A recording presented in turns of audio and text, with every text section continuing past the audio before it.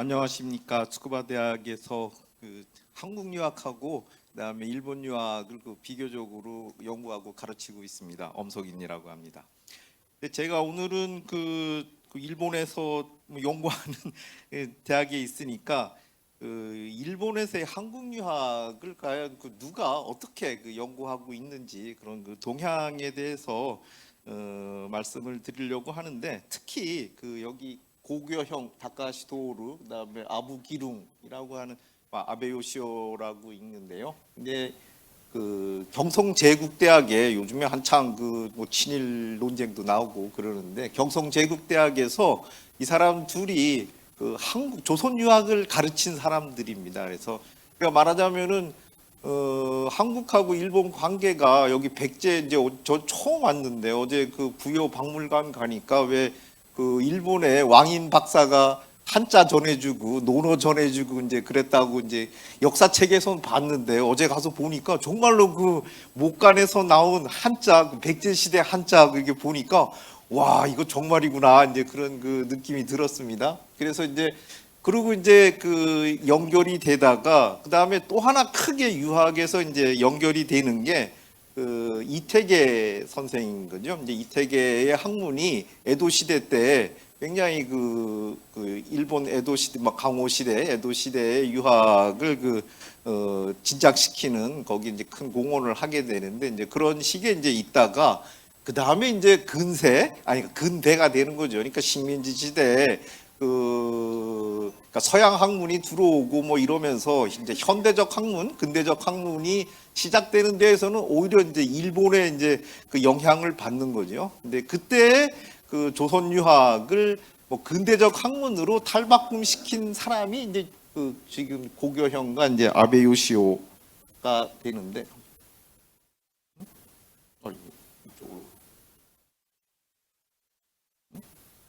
이쪽으로 그래서 이 두 사람이 어떤 입장을 갖고 있는지 그거를 이제 보려고 그러는데요. 어떻게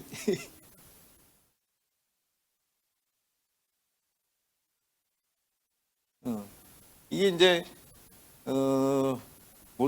경성제국대학 교수였으니까 어용학자였고, 그 다음에 일본 학자니까, 그래서 이제 조선 당시 이제 사람들을 어떻게 일본으로, 일본식으로 말하면 내선일체인 거죠. 거기 하려고 이제 노력한 사람들인데, 그렇게 되면 이제 그런 입장에서 지금도 보통 쪽에서는 비판적입니다. 이게 그러니까 식민주의자 이렇게 이제 되는데, 근데 한국 유학이라고 이 사람들이 둘이 이제 한국 유학을 평생을 두고 가르쳤어요. 평생을 두고 가르치고 죽을 때까지 한국 유학에 대해서 했는데, 그 사실 자체는 있는 거니까 과연 그렇게 멸시를 하고 이상하게 봤으면은 어떤 모습이었는가, 사실의 모습을 좀 이렇게 보고 싶다. 이제 그런 면에서 이제 오늘 말씀을 드리려고 하는데요.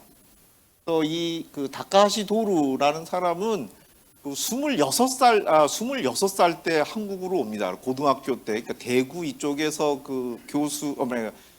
선생으로 초청받아 오면서, 그 다음에 이제 나중에 경성제국대학 만들 때 초창기에 교수로 들어가게 되고, 그 다음에 아베 요시오는, 이 사람은 1940년에 한국에 옵니다. 그러니까 전쟁 막바지 때, 그러니까 식민지 시대 막바지 때 이제 오게 되는 사람인데, 두 사람의 평가가 이제 결국 이렇죠. 식민주의자로서의 병내, 그 다음에 아베 요시오에 대해서는 조선에서의 황도 유학의 구축 이렇게 이제 얘기가 나오고, 그 다음에 또 이노우에 아트시라고 하는 사람은 이태계를 오히려 연구를 방해를 했다. 저 두 사람이 이렇게 되면서 조선인을 이제 국가 총동원 체제에 참가시키기 위해서 정치적으로 이용한 사람 이렇게 이제 얘기를 하는데, 이제 그러면은 그건 물론 틀린 말이 아니고 당연한 건데, 거기 이면에 감추어진, 그러니까 말하자면 일생을 두고 한국 유학이나 이태계 연구에 몰두했고 또 칭찬도 하였다고는, 이건 사실이니까 거기에 입각해서 한국 유학에 대한 속마음, 아니면 그 감추어진 인식의 일면을 찾아보고자 합니다. 근데 이제 그 힌트가 되는 게 이 다카시 도루가 그 이제 해방된 다음에 이제 일본으로 가게 되니까 일본에서 그 천리대학이라고 하는 곳에서 이제 조선학과를 만들고 조선 연구의 또 그 총책임자가 됩니다. 이게 결국.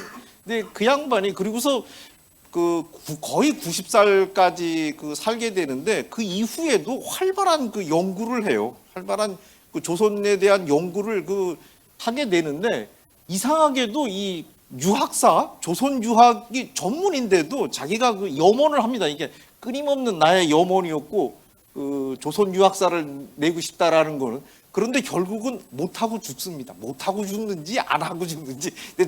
제 주장은 결국은 그게 이제 안 하고 죽었다라는 이제 그건데 이제 하면서 이때 이제 자기 자신의 그 끊임없이 염원하였던 이거를 그 현상윤의 조선 유학사 서평에 그게 나오는 게 아닌가 이렇게 생각이 드는데 이게 말하자면 자기가 못 쓰는 그 주저와 반기의 태도야말로 그 조선 유학에 대한 어떤 본 모습이 그 보여지는 게 아닌가 이렇게 그 생각이 들고 그다음에 이제 아베 요시오에서는 이 양반이 그 한국에 아니 일본에서 이태계 연구를 엄청나게 그 장려를 합니다. 그리고 그 70도 고희 때 자기가 그 일본에서 이태계 여기 나오는 그 일본 각파 이태계 전서 이 책을 자기가 그 인쇄를 하려고 하는데 그 돈이 없으니까 사비로 그걸 하겠다라는 그런 정도의 그러니까 정료를 갖고 그 하게 되는데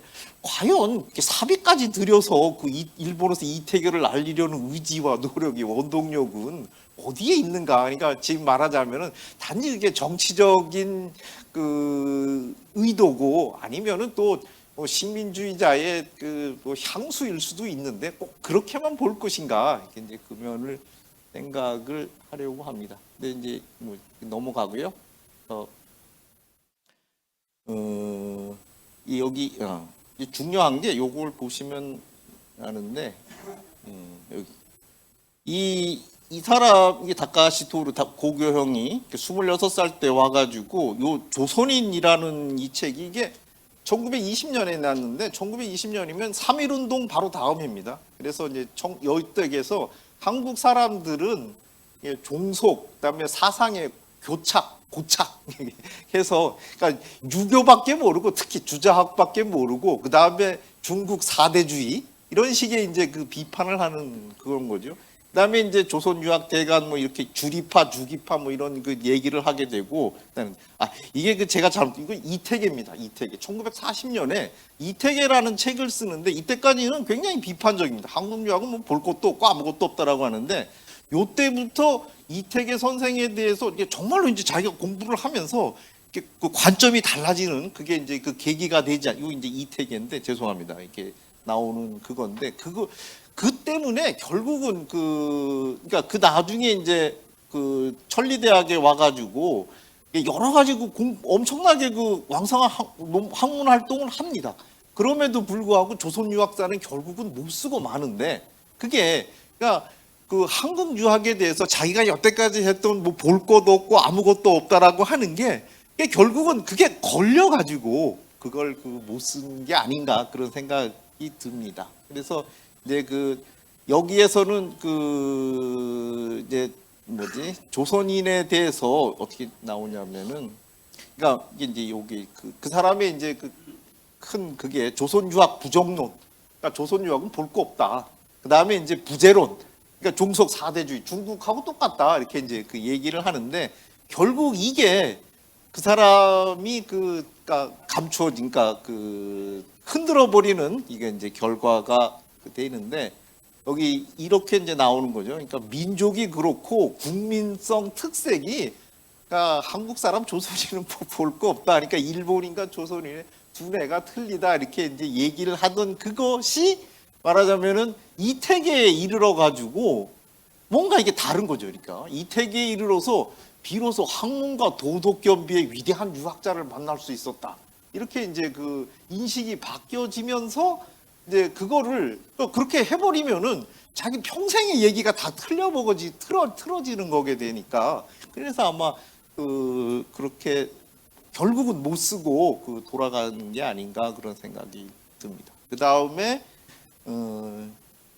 여기 이제 이 사람이 이제 나중에 돼서 이제 주자학만 하다가 조금씩 양명학도 하고 이렇게 이제 하게 됩니다. 그러니까 말하자면 아마 조선 유학사를 쓰려고 노력을 했던 것 같아요. 여러 가지 있는데 그렇게 이제 조선 유학사를 쓰려고 양명학도 있고 또 그다음에 또 이제 실학도 있고 이러면은 이게 자기가 말한 게 틀려지잖아요. 이게 조선 유학은 그냥 주자학 하나만인데 이런 게 나타나면은 자기 말이 안 되니까. 이게 이제 이태계이고 그다음에 또 뭐 맞는 말인 것도 같고요. 그러니까 당파 싸움에 정치 세계 뭐 이렇게 조선 유학은 그렇게 볼 게 없다라고 하는 건데 이제 이태계가 틀리고 그다음에 또 하국 정하국이 이제 틀리고 이렇게 이제 나오면서 이제 얘기를 하게 되고 그다음에 이게 이제 여기 다카시 이태계 평가가 변환으로서 이게 이제 나오는 그런 형태가 되고요. 그다음에 이제 저기 다시 넘어가. 또 조선 유학 부재론도 그러니까 결국은 여기 이제 좀 달라집니다. 이게 조선 유학사가 정체를 말하며 뭐 이렇게 이제 그러니까 가치를 인정하는 그런 이제 되게 나오는 거죠. 그래서 이제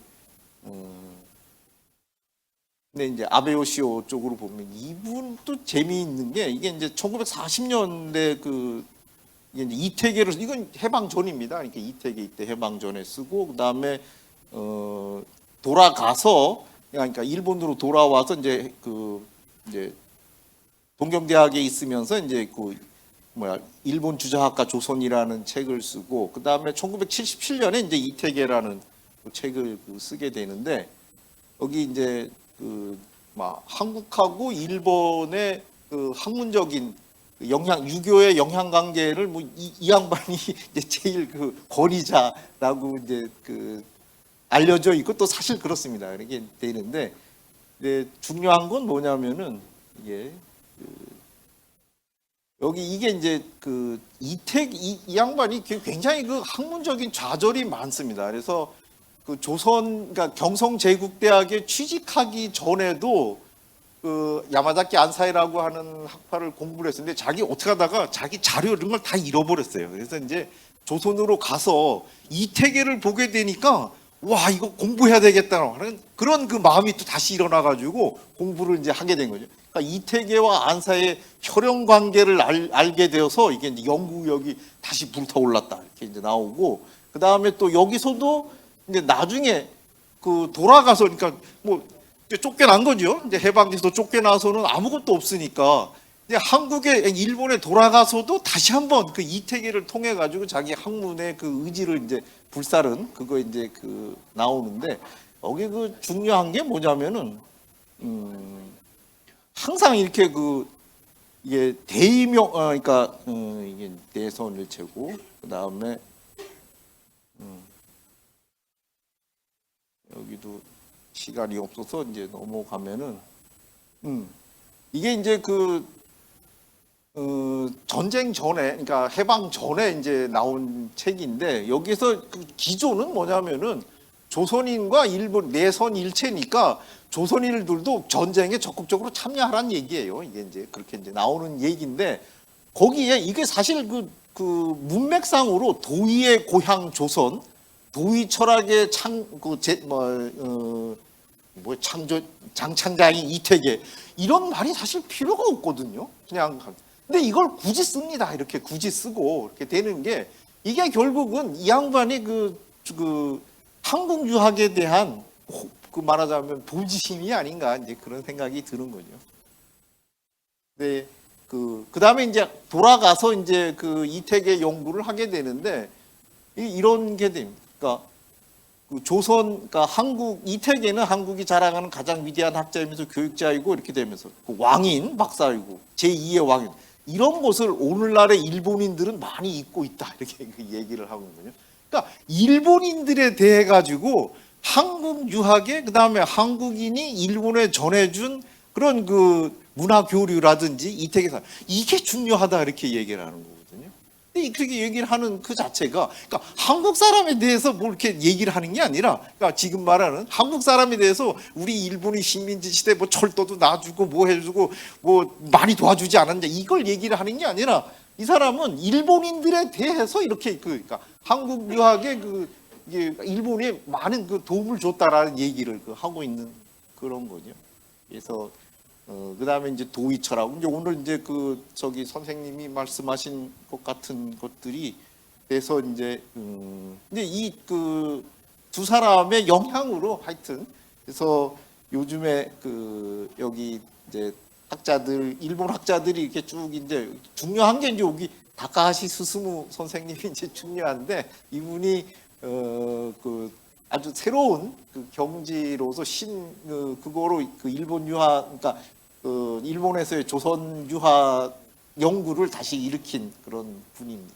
그 분에 이제 여기 계신 뭐 이기동 선생님도 계시고, 그다음에 이제 사토 코에츠 선생님도 계시고, 그래서 일본 유학, 그러니까 일본에서의 한국 유학이 그런 역사가 지금 이루어지고 있다, 그런 말씀을 드리고 이제 그만하겠습니다.